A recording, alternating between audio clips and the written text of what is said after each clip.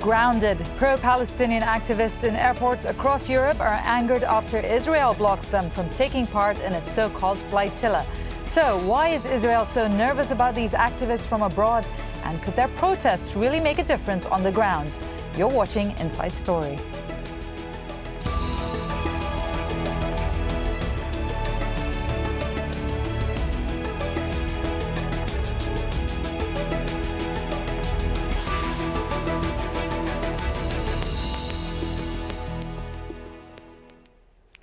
Hello and welcome to the program. It's good to have you with us. I'm Divya Gopalan. Members of the Welcome to Palestine 2012 campaign were refused entry into Israel on Sunday. The Israeli authorities detained more than 40 of them at Tel Aviv's international airport for taking part in the protest.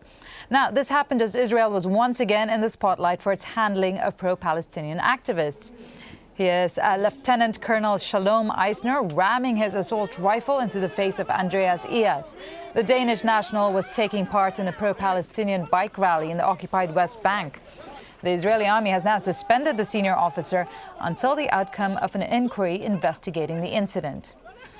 Well, many protesters were prevented from boarding their flights to Tel Aviv after the Israeli government demanded that airlines stop them from flying.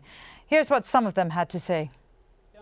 Apparently, Israel is a closed country. I didn't know. They told me my name is on a list, and I don't know if I'm on a list of terrorists, of people not welcome in Israel. I asked for an explanation, but no one can provide one. We have a ticket, we have a passport, it is valid. There is no reason to prevent us.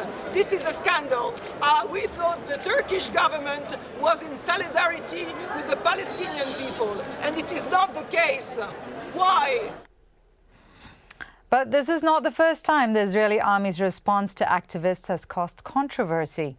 In 2003, Rachel Corrie, a member of the International Solidarity Movement, or ISM, was killed as she tried to stop the destruction of a Palestinian village. The Israeli army says she was killed by falling debris. The ISM maintains she was deliberately run over by a bulldozer.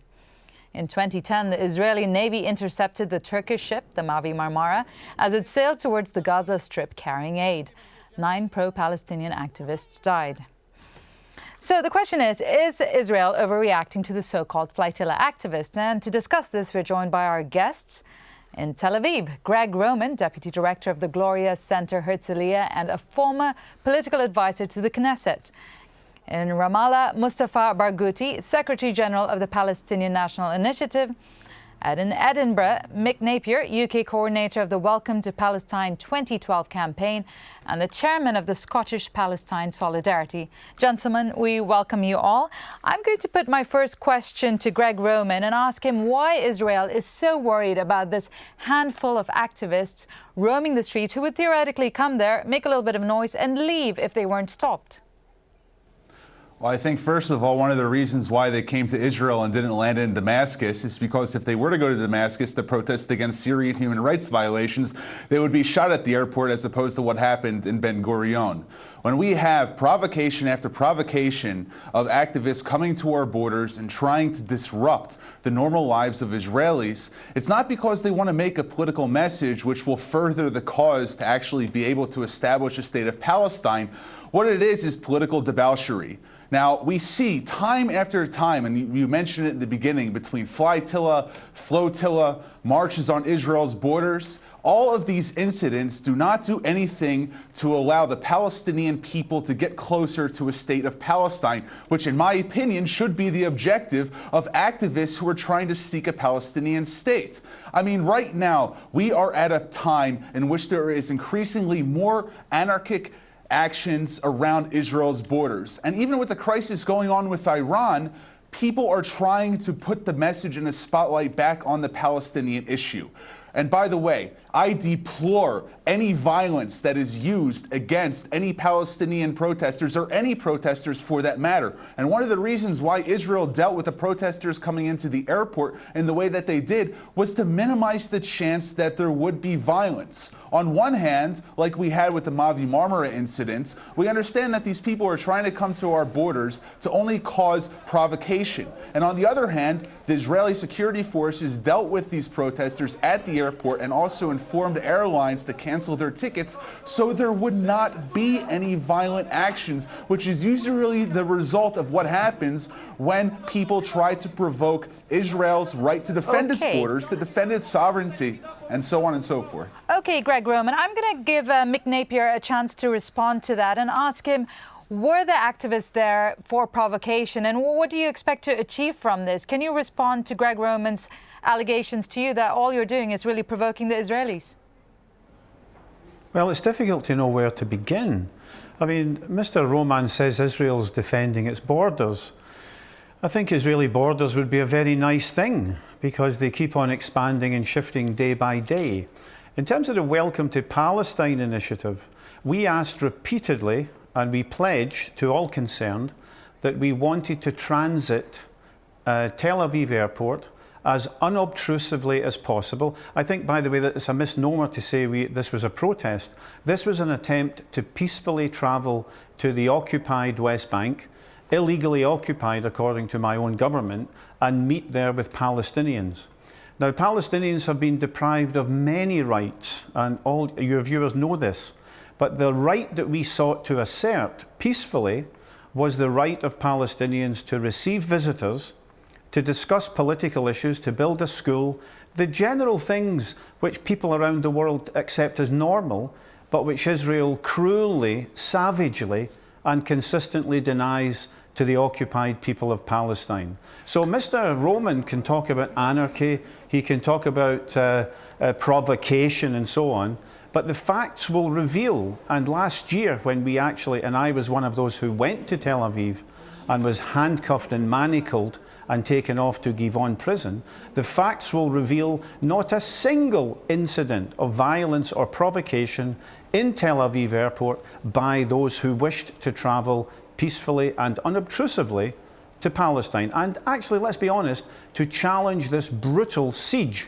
It has always been an axiom of the Israeli foreign policy to isolate Palestinians while the bulldozers work, the olive trees are burned, people are thrown on the streets, and the crimes escalate. Well, we wanted to challenge that by saying we don't accept that Palestinians should suffer these crimes in isolation, and we wanted to show them that the whole world is with them. I'm going to give Mr. Roman a chance to respond to that. Shouldn't Palestine, Welcome to Palestine 2012, be granted safe access into the territories they want to go without being stopped at airports or on the ground even before they can set foot on Israel? Okay, the slogan, Welcome to Palestine, is actually indicative of the true political agenda of these individuals. If they wanted to go to the area which I hope one day will be Palestine in the West Bank and Gaza, they could have entered through the Rafah crossing in Gaza, which borders Egypt, where there is no Israeli presence, or they could have gone through the Allenby Bridge and traveled to Amman Airport into Jordan. There were alternatives, but the fact that they chose to fly into Israel proper is trying to change the nomenclature and the actual words in which people describe what is Palestine, because these people who are protesters on the outside. Now we have two kinds of individuals who are protesting. Those who come in across Europe, or they come across North America and they wish to protest whatever actions that the Israeli government takes on a day-to-day basis. And to use the common lingo of burning olive trees, of isolating the Palestinian people, deprives individuals of the facts. Palestinian GDP is up at one of the highest levels since the signing of the Oslo Accords. We see a fully autonomous government acting in Gaza with Hamas. And in doing so, what he's trying to do is to divert this towards pathos by basically lying about what is going on the ground, and in doing so illustrating a political agenda that doesn't get either side anywhere. He's trying to basically distort what is actually happening, and in doing so is only making the Palestinian cause more trivial because of his own actions and what he had just said. Mr. Barghouti, I'm going to give you a chance to talk about this. Firstly, should these activists be granted safe access into Palestine? Should they take other routes, as Mr. Roman just suggested? And what would you say is the situation? Is there a need for these activists to be there? Well, when people tell lies like Mr. Roman, that does not make the lies true. First of all, let me clarify that he mentioned Allenby Bridge, as if Allenby Bridge is not under Israeli control, and as if so many people who are trying to cross to the West Bank through Alimbi Bridge are not turned back by the Israeli army and by the Israeli border police. Israel is controlling all our passages. We have no airport, we have no port. Even Gaza seashore is controlled by the Israeli Navy, which does not allow fishermen to fish deeper than 3 miles into the sea. And if they do, they shoot them, as they did to some of them 2 days ago. What we see here is a severe act of violence by Israel against non-violent acts, non-violent Palestinian resistance. They use violence against Palestinians all the time. And now they are extending their violence and their racism and their fascist behavior in certain occasions against internationals. We've seen what Eisner did to the Danish activists. In this case, Eisner was investigated only because somebody took a video shot of what has happened. But there are so many other occasions when nothing has happened because it was not documented. We have even cases when a person like Ashraf Abu Rahmi, who is a Palestinian in Ne'lin, was blindfolded, handcuffed, and forced to stand in front of a soldier by an Israeli officer, and then the Israeli soldier shot him from the distance of 1.5 meters while he was blindfolded and handcuffed. And nothing happened to the officer, nothing happened to the soldier. These are practices by the Israeli army that are happening all the time. Second, all these internationals who come here come in solidarity with Palestine. They are peace activists. These are the people who are demanding the end of occupation and the end of apartheid. And they are not going to disturb the lives of the Israelis. All they wanted is access to the West Bank. All they wanted is to get to Bethlehem, where they were supposed to participate in building a school. So when Israel blocks them in the airport and deals with them as if they were like military people, this is just a reflection of how wrong the Israeli policy is. And how far their racism have gone. All right. The issue here is very clear. I want to bring Mr. Mick Napier in to talk to him about these issues. I mean, you want to go there, but it clearly aggravates the Israelis, and it's clearly causing tensions among all sides. What do you actually achieve from doing this? The crisis in Palestine, the dispossession and the racist program of ethnic cleansing will only be brought to an end by mass international global pressure. This is already beginning. Israeli goods cannot get into South African ports because as soon as the dockers there hear about it, they don't allow them and the ships have to leave with their loads on board. South Africa today, many parts of the world tomorrow. Israel only respects force. It does not respond to ethical arguments. It does not respond to ethical critiques. And the force that Israel will confront against its militarism and violence and murder of many Palestinians, which, as Mustafa Barghouti points out, always or virtually always goes unpunished. The response which will stop Israeli militarism and violence is mass democratic, peaceful action around the entire globe to punish Israel for its crimes until the crimes end. And this action was actually successful in playing a very important auxiliary role in ending apartheid in South Africa, and it will play another auxiliary role in supporting the Palestinian struggle for freedom. And I say this to the Israelis. We all know that it's very easy to invade Kabul, but it seems to be more difficult to hold on to it. The Israelis may have projected their power into Manchester, Toronto, and Paris and other airports, but you know, we are strong here and they're weak. We have mass public opinion on our side, and public support for Israel is almost vanishingly small. And I don't think the Israelis, who have projected their power so internationally in order to maintain their brutal siege of Palestine, I don't think they will be able to hold the territory that they have briefly occupied. Mick, you brought in the idea of democracy, and Israel maintains or says that it is the only true democracy in the region. Mr. Roman, if that's the case, isn't democracy about being able to voice your opinion and being able to demonstrate on the streets? Shouldn't that be allowed in that case? Of course it should be allowed in the streets, and we see hundreds of thousands of Israelis supporting the Palestinian cause. You know, what's happening right now is that you have a man in Scotland trying to say that peace between Israelis and Palestinians is going to be made in Manchester or Edinburgh. However, the only place where peace is going to be made is in Jerusalem and Ramallah. That's why you have Salam Fayyad, the Palestinian Prime Minister, meeting today with the Prime Minister of Israel, Benjamin Netanyahu. 2 weeks from now, you'll have Netanyahu's envoy, Yitzhak Malcho, meeting with Palestinian President Mahmoud Abbas. The only way to actually get towards peace is through dialogue and through democratic discourse, as opposed to the provocative actions that organizers like the man in Scotland and like Mr. Barghouti are promoting. There's nothing wrong.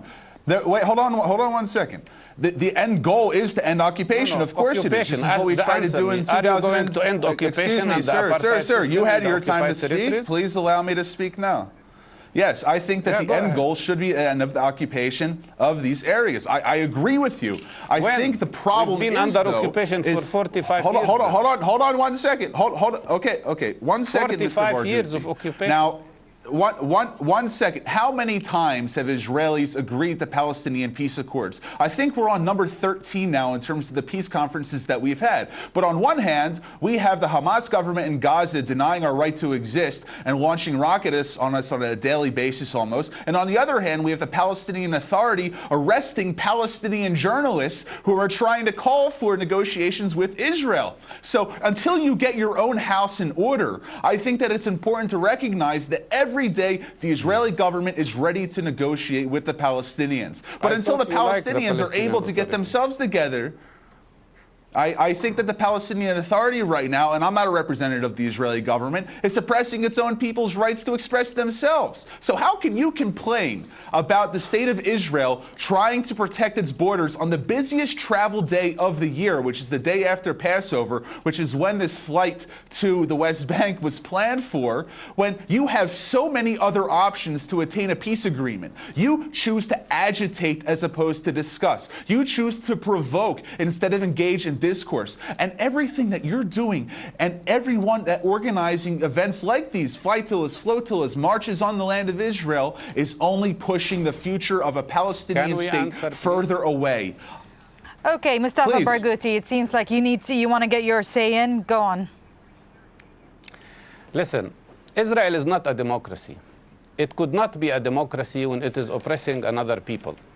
It cannot be a democracy when it is oppressing 20% of its citizens, the Palestinian Arabs who have Israeli citizenship, and treating them like second-rate people.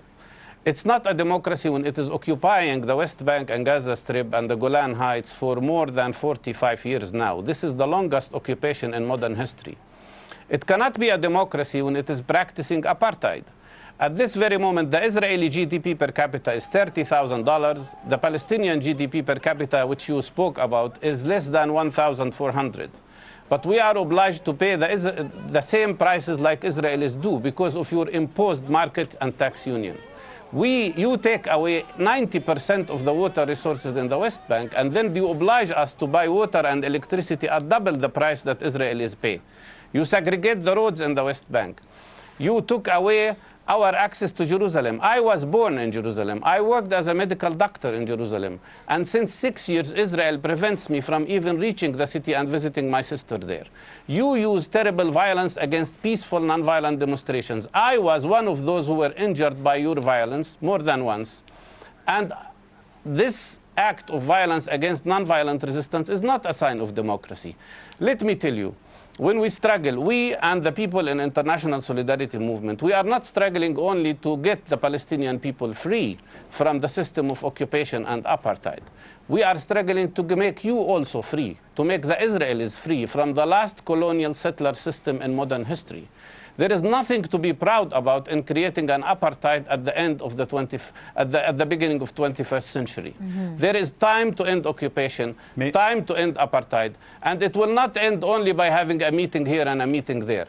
It will end only when the Israeli people realize that you are putting them in a very bad situation of being an oppressor, an occupier, and a people who use terrible violence against non-violent resistance. The most beautiful thing about the Palestinian resistance today, that it is non-violent. Right. And the most important thing is that these solidarity people are repeating what people did with us in the case of South African apartheid system. Okay, they are I'm going in to move it on solidarity now for and go freedom. to Gregg Roman, They are in solidarity who, for dignity.